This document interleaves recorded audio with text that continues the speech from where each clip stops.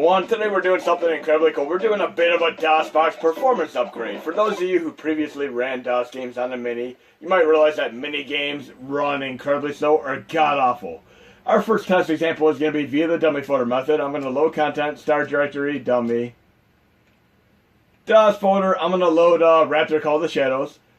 And for the record, this is one of those games that needs installed before you can play it. So typically you would run the setup executable first. And I'm going to show you how I do this from the main user interface. But right now I'm doing the dummy folder method. I'm going to load the setup executable.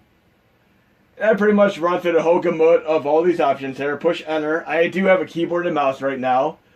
But typically you can do a keyboard to controller mapping as well, which I pushed for this change a year and a half ago, and we got it implemented, and it works incredibly well. I give personal thanks to FR500 for making this happen, even though many people say, just run them on PC. Yes, I want to be able to have controller from keyboard mapping on the Mini, and it is exceptionally awesome for all the PC cores now. But I'll pick the various things that I need to do here and set it up. And then when I'm done, I'd save settings. And then I would simply load content again. And for the record, if you're running this from the main user interface, the way you do it, you need to know what the name of the CLV folder is. And for example, say the CLV folder for this is CLVZ Go AB. You just go to your main directory, and you go to that folder. I don't have it in this folder right now, I just have it in my dummy folder. But you go to that, and you just load the setup executable. And then when you exit, you can load the main trigger file, which I'm going to do now. Because primarily when I'm running the game, I always have this as the main file, RAPXE. You want to have the main executable for your trigger file. I'm going to load that now, and now that I have the setup done, I can actually play the game. And these games run incredibly well now. This is one of the games that didn't even run that well. It ran at a choppy frame per second rate, but now it runs full speed ahead. So here we go. We're going to check this shmup out for a minute here. And I'm going to be doing it with the keyboard and mouse, but I'm going to show you how to map from the keyboard to your controller as well, because even the games that do not run with a controller could actually run with a controller now because of the nifty keyboard to mouse, keyboard to controller function. Okay.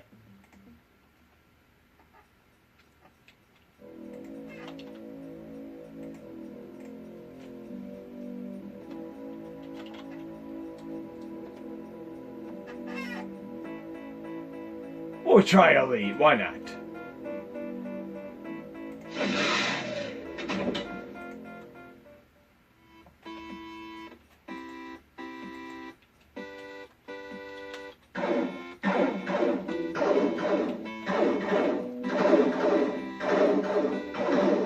And I just gotta find the buttons on the keyboard to actually fire. There we go. I'm playing on Elite mode, which is ridiculous.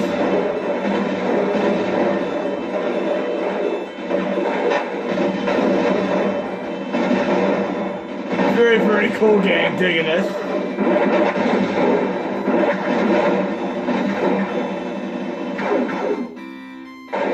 Now I'm looking at the button on my controller that the keyboard that is being used to fire. I'm going to go right here to Quick Menu Controls.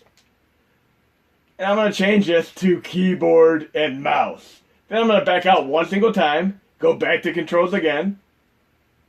Now I can remap everything. I'm going to make up for the D-pad. I'm going to do this as the up button. It's going to be keyboard up.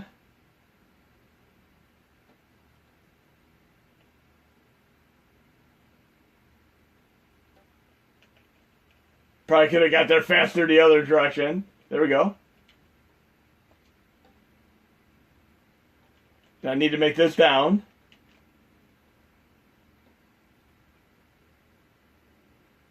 This is really cool because, this is one of the biggest changes, the significant changes for DOSBox that I'm very, very happy to have. Okay. So the main thing, I just want to be able to move up, left, right, and down and shoot for right now. Them are the main things I'm concerned with.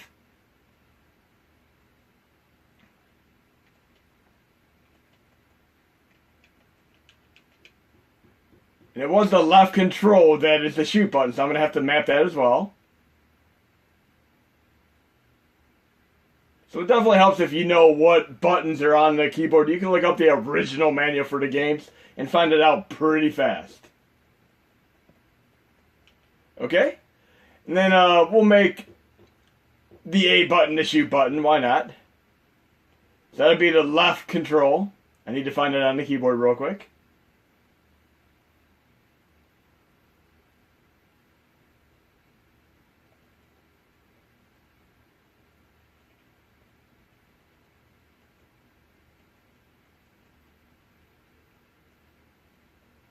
There we go, left control. So I have up, down, left, right, and left control. I should be able to resume and use my controller. Let's see.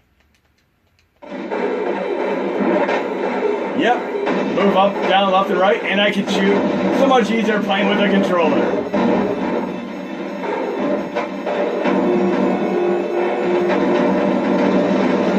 Look how incredibly awesome this runs. I mean, it's so awesome. I'm going to go back to the main user interface. And we're going to try another game that is nearly impossible to run in the previous DOSBox. But guess what? We can run at full speed ahead now. We're going to run Duke Nukem 3D. So enjoy it, guys and gals. Yes, you could run even Duke Nukem 3D in full speed ahead now.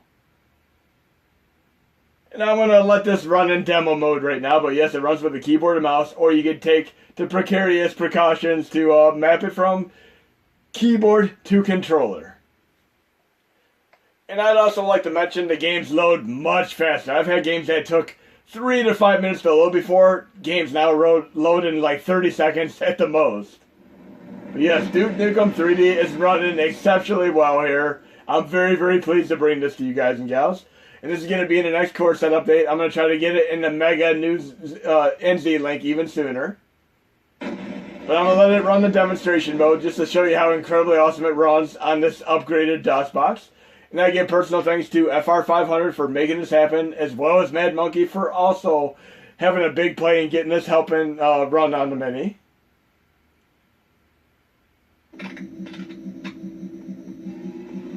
But look at this. This is so awesome. Groovy. Definitely.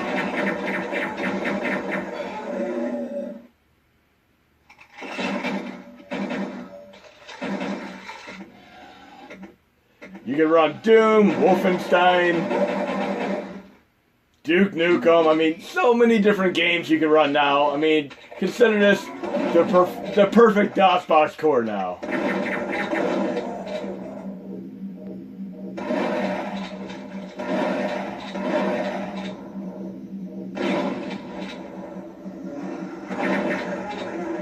Very, very happy.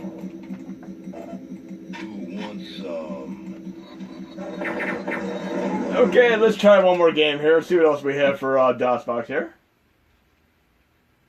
How about Wolf? I haven't tested this personally yet. I'm going to see if Wolfenstein 3D Spirit Destiny runs. It should run. Again, remember, if you're adding these games, what you're going to want to do in Hack Sheet is actually, I can do joystick. That's cool. I'll do a little bit of a brief demonstration on how to add these games on your Mini so you can play them, too.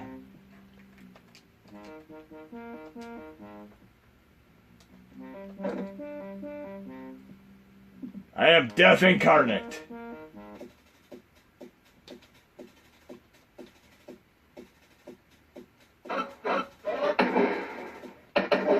Running full speed ahead, awesome.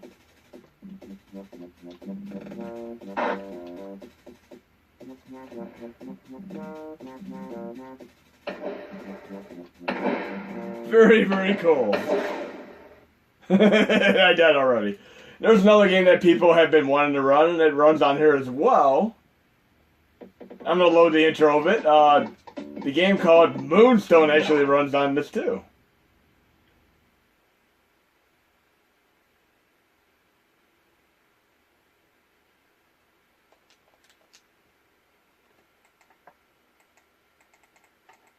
So much nicer having to run these games at full speed now. This is incredibly cool.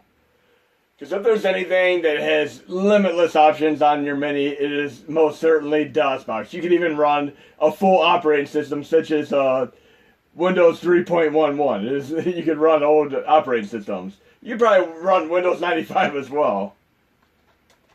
But yes, Moonstone runs on here too.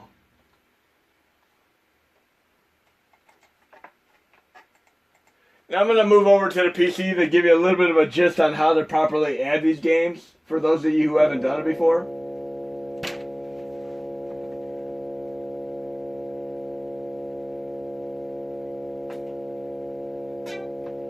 Okay, I'm going to switch over to the PC now.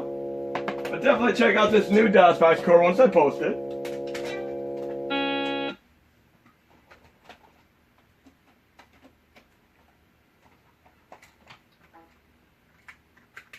I'm going to show you the proper way to add games. So if I open my Hashi here, for instance, I go to File, Add, and with 3.41, what you would want to do, add more games, I typically do as is. As is the best way to do it because it'll keep anything from being changed. I'm going to go to my USB host drive, Hashi, Games, Dummy folder. I'll go to my DOS folder because I have these games already. I'm going to just add Duke Nukem 3D. So what I'm going to do is actually highlight and copy all of these files. I'm going to copy and paste them all. You'll see why in a moment. I'm going to add Duke 3DX as the main trigger file. It'll now have bin/DOSBox. You need to make sure it is bin/DOSBox. Then I'm going to do my little prefix here. We'll do it DOS, semicolon, Duke Nukem 3D. Then I'm going to Google for some art. Okay, we got the artwork. Then I'm going to go to the very, very top because any game you add is at the very top. I'm going to right click on it, show Windows Explorer. And I'm simply going to copy and paste all of the files from the previous directory into this directory. Because these are all dependency files. You cannot just do the main Duke Nukem executable. You have to have all the dependencies. So now when I copy this to my flash drive, which I'm going to do this way, you can sync it, export it, but I just do it this way. I'm going to show Windows Explorer, click the COV folder, then Games SNES, copy and paste it. Go to my flash drive. Go to my dummy folder. Actually, I'm going to make it in the main COV folder. So I'm just going to copy and paste right there. I already have it there, so I'm good to go. But yes, that's all you have to do. But hope you enjoyed the video. There'll be many more to come.